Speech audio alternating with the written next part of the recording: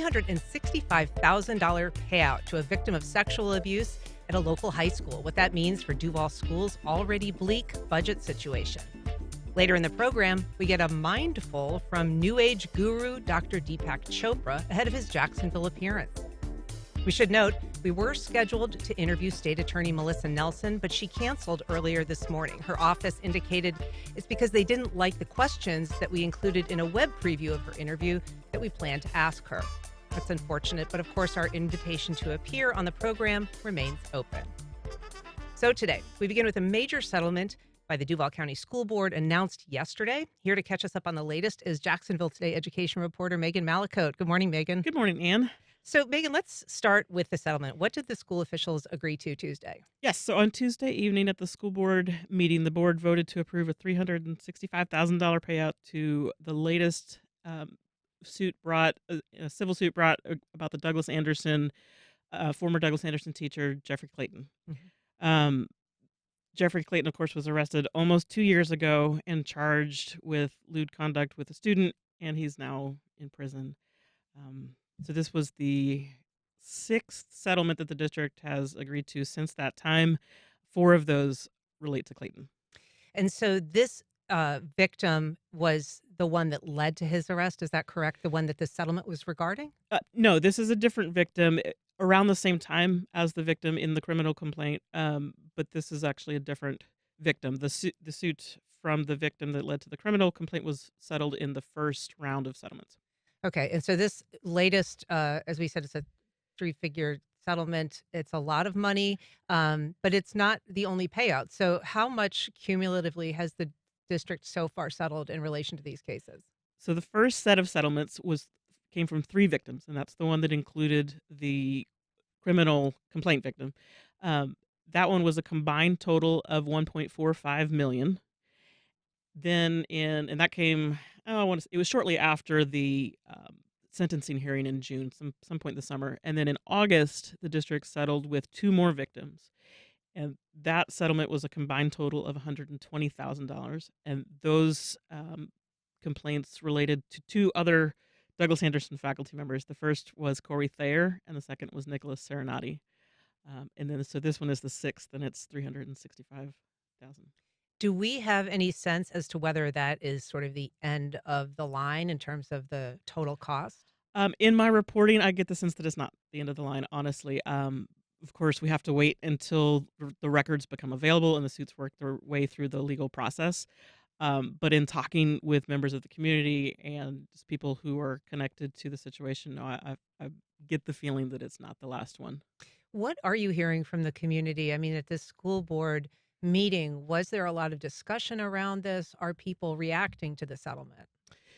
Yes, so there was in the public comment during the school board meeting before they voted to approve the settlement. Several of the comments did relate to this item that was on the agenda. And so there's a lot of discussion about it. Of course, the community since Clayton's arrest has been very disturbed by the information that continues to come out. And so there was one of the commenters mentioned a third-party investigation that the school board had said it would conduct shortly after Clayton's arrest in 2023. But nothing else has come out about that third-party investigation, so I'm honestly not even sure where they're at in that process.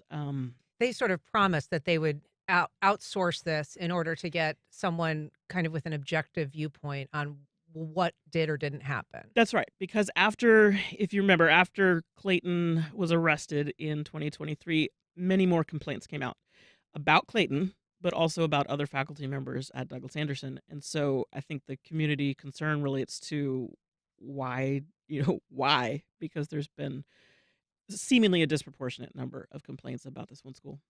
And so one of the elements of this complaint was that the school district knew and didn't do what it should have done in the case of this student. And part of that is based on school records that show a history of complaints. So remind us what Jeffrey Clayton had been accused of in what period of time leading up to this. That's right. So we have records from the school district that show that between 2006 and 2022, Clayton had been investigated at least 8 times Like there's records that show that they opened an official investigation at least 8 times, and most of those complaints were substantiated. One or two of them was not, and most of them were related to sexual misconduct with students. One of them was related to that he wasn't wearing his COVID mask in the classroom during the COVID time period, but most of them were various forms of sexual misconduct towards students that he was inappropriately touching or inappropriately discussing their bodies and things like that, and making comments that made students very uncomfortable and were inappropriate. And so, what do those records show happened? They obviously have opened these investigations. I think a lot of people observing would think, how is it, possible that somebody could be accused 6 times of sexual misconduct with students and cumulatively still nothing happens? That's a great question. I don't have an answer for that, but what happened, according to these records, is that he was given various forms of discipline throughout the last 20 years. So he had a couple of verbal reprimands in his file. He has a couple of written reprimands in his file, but he wasn't removed from the classroom and taken out of Douglas Anderson until his arrest in 2023. Do we know if he was removed from the classroom at any point during those investigations or whether they just continued while he was continuing to teach? Not according to the records. He wasn't. If he was, it doesn't show on the paperwork. Yeah. If you're just joining us, we're talking to reporter Megan Mallicoat. She's been covering the settlement that the Duval County School District reached Tuesday, or announced Tuesday and approved Tuesday, with a former student at Douglas Anderson. It is just the latest in a series of payouts. If you'd like to join our conversation, you can join us. Call us at 904-549-2937. You can also email firstcoastconnect@wjct.org, or you can reach out on social media. So, Megan, this lawsuit claimed something that has come up before in terms of um, the school or the school district not acting Right. quickly enough. You mentioned Corey Thayer. Hmm. That was another teacher that was removed from Douglas Anderson, and we've talked a little bit about that. But what did his circumstance show in terms of the responsiveness of the school or the school district? Right. So Corey Thayer's case is a little bit different because he was actually accused of forcing sex on a student in school during school hours. There at Douglas Anderson. Um, and the full story took a while to come out, but initially the complaint was inappropriate touching and so forth, kind of similar to most of the complaints that seem to come out. And so, in the first time that was brought to the district's attention was in 2015, and they just did not thoroughly investigate. It first went to JSO, and JSO kind of briefly investigated and then decided that it was better for the Duval Schools Police Department to investigate. So they briefly investigated, sent it over to the school district's professional standards office, and then the professional standards office let it drop there and said that the investigator it was assigned to was busy. Um, the records literally say that he had other cases that were a higher priority, and then he left the district, and it seems to have fallen through the cracks at that point, and nothing became of it until after Clayton's arrest. The mother of the victim in that case emailed the school board again, remembering her daughter's experience, and said, "Hey, this is what happened." And at that point, it got attention from the school board, and it was investigated again briefly, and then um, he was pulled from the classroom at that point, and then he was put back, and then the family again came and said, why is he still in the classroom when this had happened? And so at that point, the school district's professional standards office did a full investigation and interviewed the victim. And that's what the documents that we received recently show a sworn statement from the victim at that point with a court reporter saying the full extent of the of Thayer's actions, where she's accusing him of forcing sex on her. And there's kind of an interesting dynamic. I mean, you have Duval County Schools settling these cases. You also have the school board itself, though, raising concerns. And it is, I would guess, a little bit of a difficult legal posture in some cases for their attorney, the school board's attorney, because while they're trying to, from a legal standpoint um, and a strategic standpoint, attempting to kind of work out a deal with these victims, the school board itself has been raising an alarm in some ways about the handling of it, which I would think would just sort of heap additional liability on the district and make these settlements more costly. It could. I'm not a lawyer, so I can't speak to if it will the legal implications of that, but it does I agree, it does seem like that. And I think it's relevant to remember also that the school board changes every 2 years.